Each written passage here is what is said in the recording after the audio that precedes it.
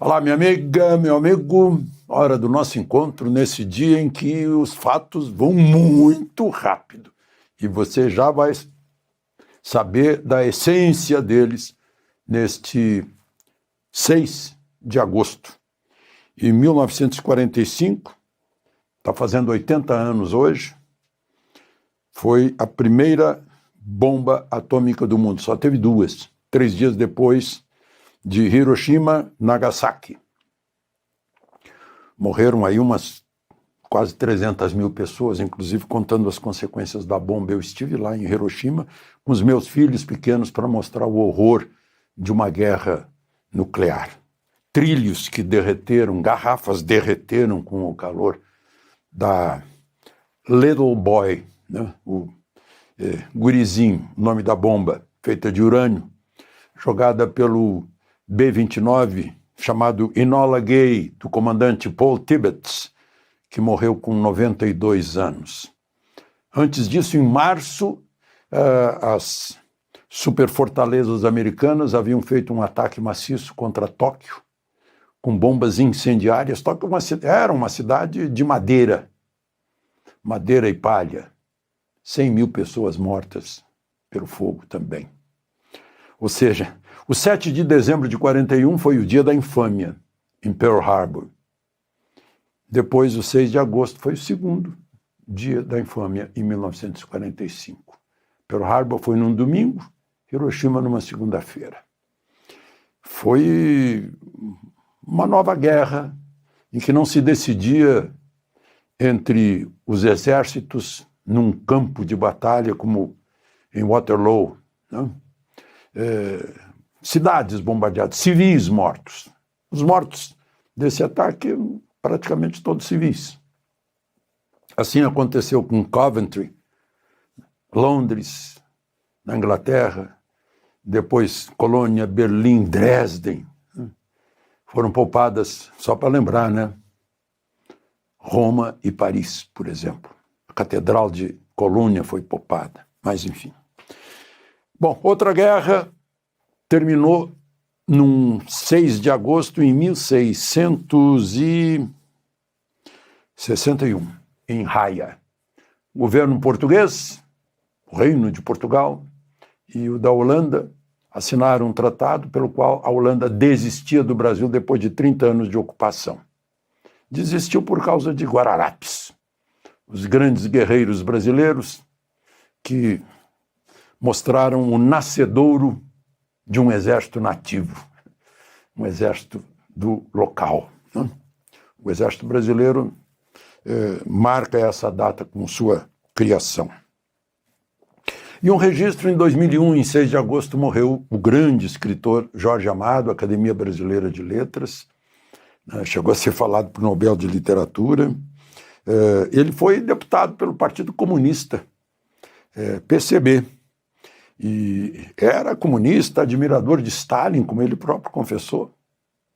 Só que a gente olha as biografias hoje, na rede social, não consta o arrependimento dele, dizendo que o comunismo é um grande engodo, uma grande mentira, né, que escraviza as pessoas.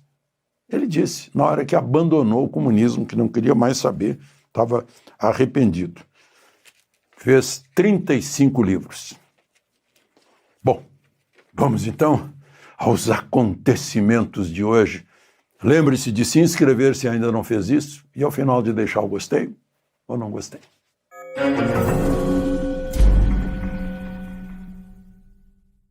Bom, começou hoje a tarifa, o tarifaço, né? Era de 10%, a melhor tarifa entre aquelas que foram anunciadas por Trump. Aí surgiu mais 40%, principalmente por razões políticas. 50% a partir de hoje, numa boa parte de produtos brasileiros, com prejuízos para o Brasil. Lula disse ontem que ia ligar para Trump para convidá-lo para a COP30.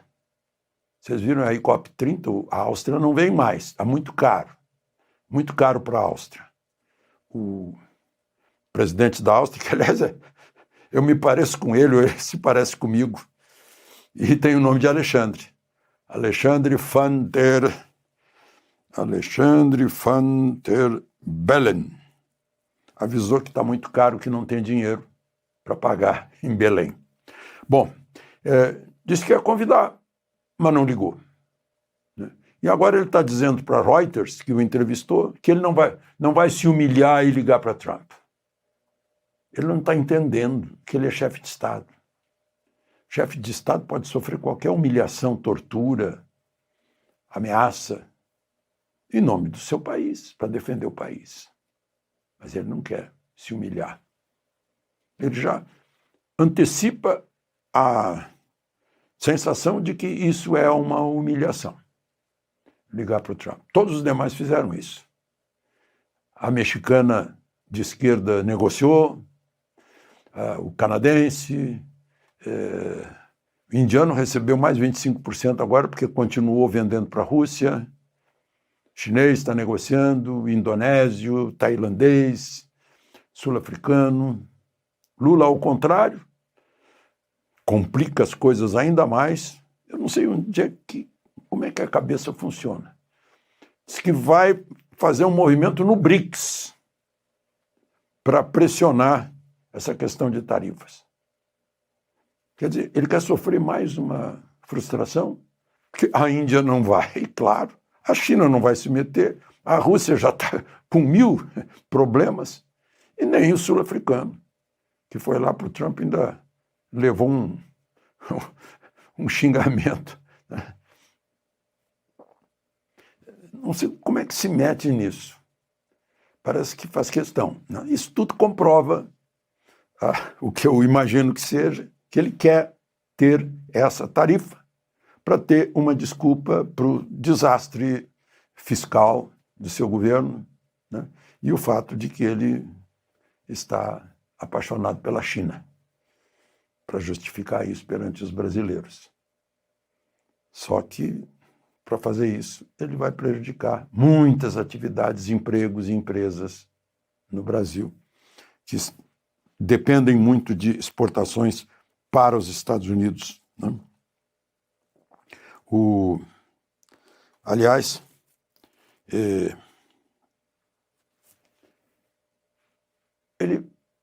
vocês lembram quando ele disse: não tem grade aqui em torno do Palácio do Planalto de jeito nenhum, não pode ter nenhum anteparo.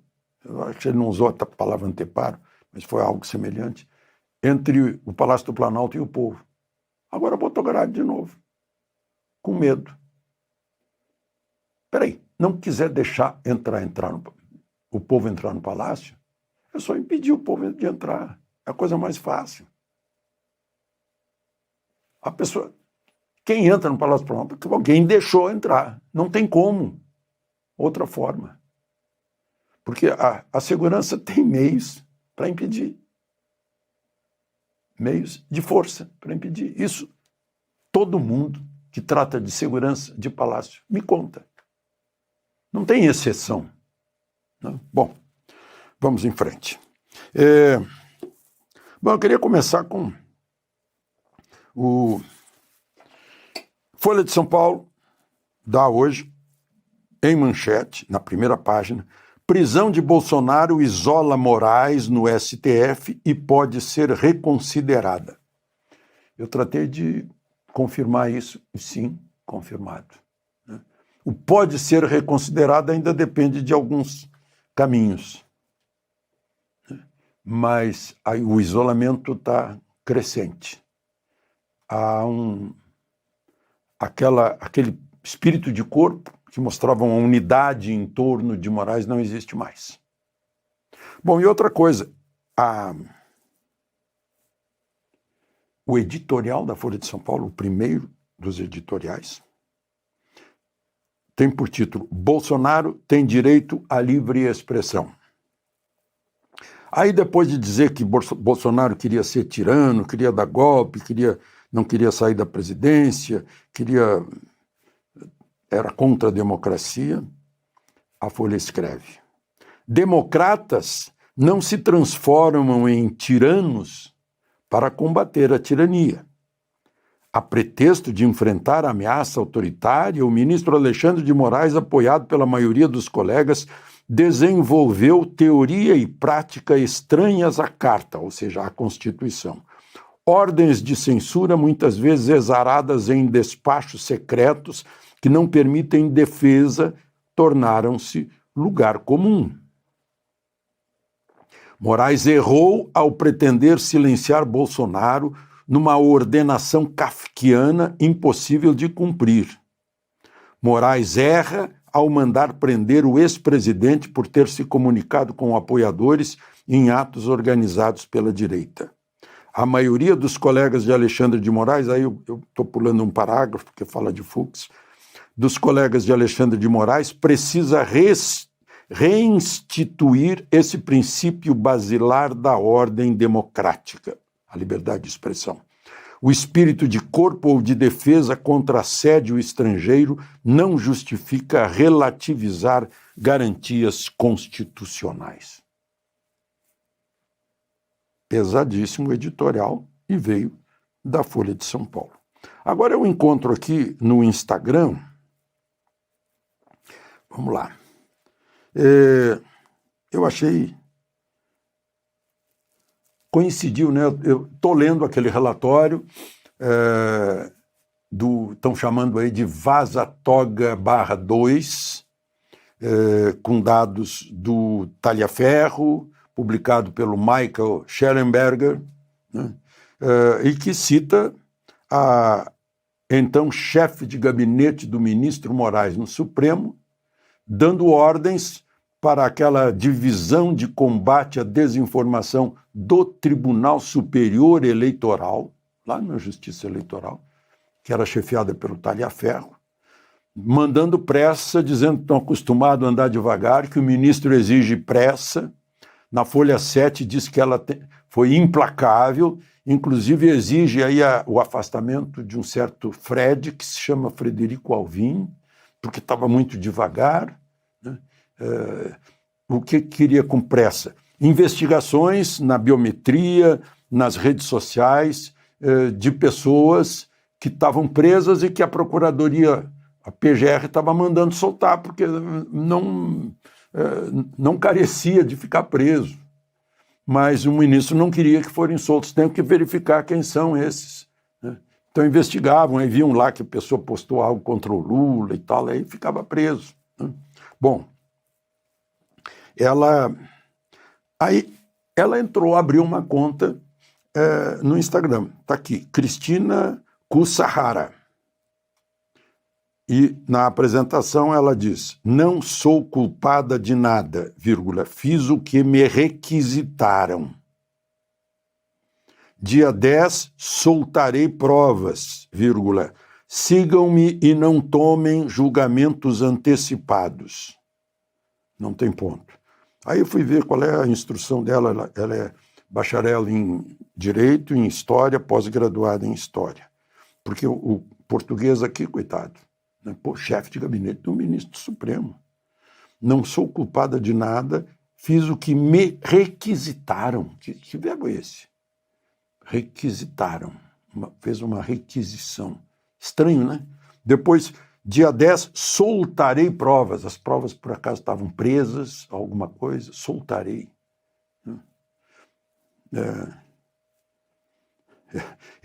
É uma tradução do inglês, né? Nominal, né? Release. O inglês usaria release aqui. Estranho. Em vez de ponto e vírgula, que estava mudando um pouco de assunto, estava uma vírgula.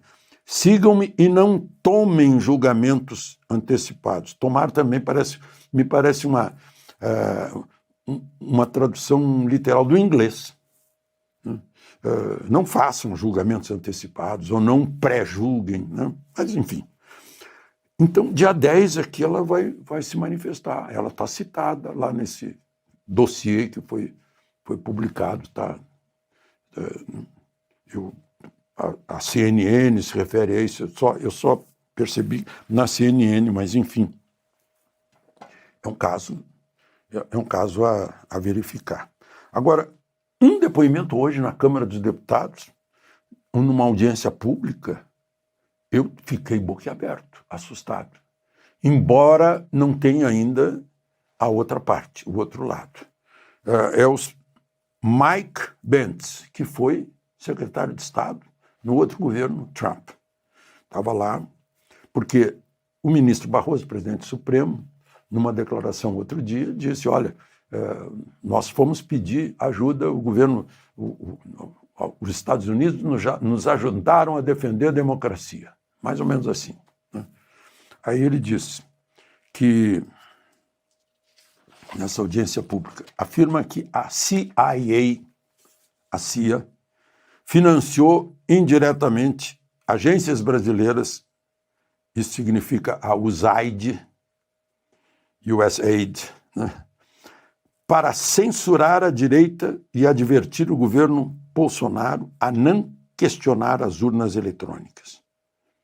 E disse que a principal ligação era o ministro Barroso ao NED, que é o Fundo Nacional para a Democracia, mantido pelo Partido Democrata, que houve inclusive uma ligação, TSE e WhatsApp, citou a agência Lupa, parece que é essa de conferência, para ver se aquilo é verdade ou não é, a Abrage, que eu acho que é a Associação Brasileira de Jornalismo Investigativo, que seria um negócio chamado Comprova, né? que ensinaram como censurar a direita. Bom, agora foi perante os deputados vão ter que tomar alguma atitude. Mas Câmara e Senado estão fervilhando. Né? Hoje conversei bastante com o pessoal que estava lá dentro. Olha, meu Deus. Lá no Senado está pertinho dos 41 necessários para ter metade mais um e ter que abrir uma comissão para estudar requerimento de impeachment contra Moraes. Já teria 39 garantidos. Falta mais 2. Né? E Alcolumbre não quer saber. Agora, senadores se acorrentaram na mesa diretora para não ter sessão enquanto não resolvessem isso. Houve, inclusive, cenas de força, violência, que a segurança do Senado quis trancar o auditório Nereu Ramos, foi aberto à força. Né? Lá na Câmara também, os deputados estão impedindo que o presidente da Câmara, Hugo Mota, faça a reabertura dos trabalhos e tal. Tem essa comissão aí que já funcionou. Então, essa é a situação hoje, nesse momento. Então, é isso, eu já fui longe. Tem muita coisa ainda para falar, mas eu vou falar na próxima conversa. De Brasília, Alexandre Garcia.